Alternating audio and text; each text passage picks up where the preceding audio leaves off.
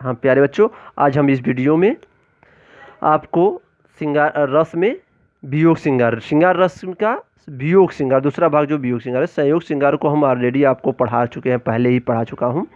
और आज हम वियोग श्रृंगार पढ़ाएंगे जो विप्रलंभ श्रृंगार रस भी कहते हैं।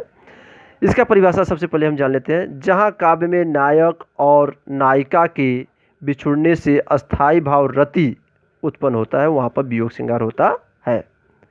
कहने मतलब कि जहाँ नायक और नायिका के बिछुड़ने से अस्थाई भाव रति उत्पन्न होता है, वहाँ पर वियोग श्रृंगार होता है।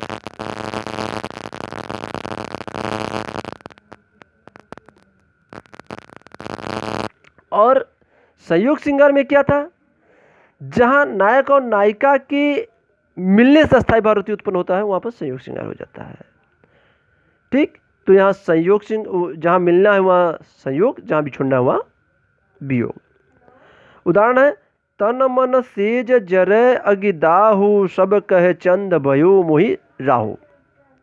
यह मलिक मोहम्मद जायसी की नागमती के वियोग वर्णन से उदाहरण लिया गया है। इसका अर्थ होगा कि राजा रत्न सेन सिंह सिंघल द्वीप में रानी राजकुमारी पद्मावती को पाने के लिए नागमती को छोड़कर चले गए थे और बहुत दिनों तक नहीं आए। तब नागमती का वियोग बढ़ने लगा। तब वह कहती है कि हे मेरे प्रियतम, आपके बिना तो मेरा तन मन सेज, सेज माने सैया जिस पे सोया जाता है, सेज जरे गिदाओ। हे मेरे प्रियतम, मेरा तन मन और मेरे सोने का सैया सब अग्नि की तरह क्या हो रहा है? जल रहा है। और सब कहे चंद भय मोहि राहु।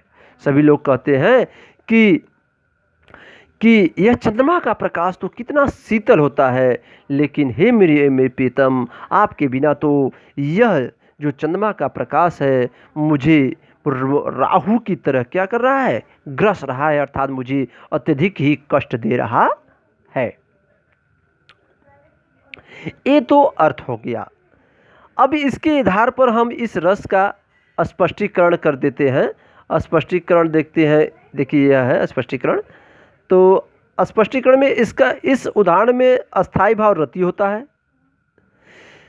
विवाह, क्योंकि रति के बाद जो विवाह होता है, विवाह को हम तीन भाग में बांटे हैं। पहला आश्रय, जिसके हृदय में अस्थाई भाव जगता है, तो नागमती के हृदय में अस्थाई भाव जगता है, तो आश्रय नागमती हो जाएंगी। आलम्बन, राजा रत्न सेन सिंह, जिसकी वजह से अस्थाई भाव जगता है, तो राजा रत्न सेन सिंह। उद्दीपन क्या होगा? उद्दीपन क्या होगा जिससे अस्थाई भाव भड़क जाए? सेज का जलना, चंद्रमा का शीतल प्रकाश को जब नागमती देखती है तो उनका प्रेम अस्थाई भाव जो क्या होता है, रति होता है, वो भड़क जाता है, उसे उद्दीप्त कर देता है।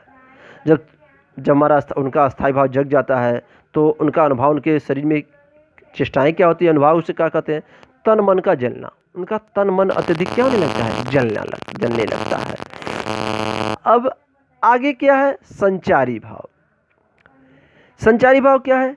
स्मृति, चिंता, आवेग, विषाद इत्यादि।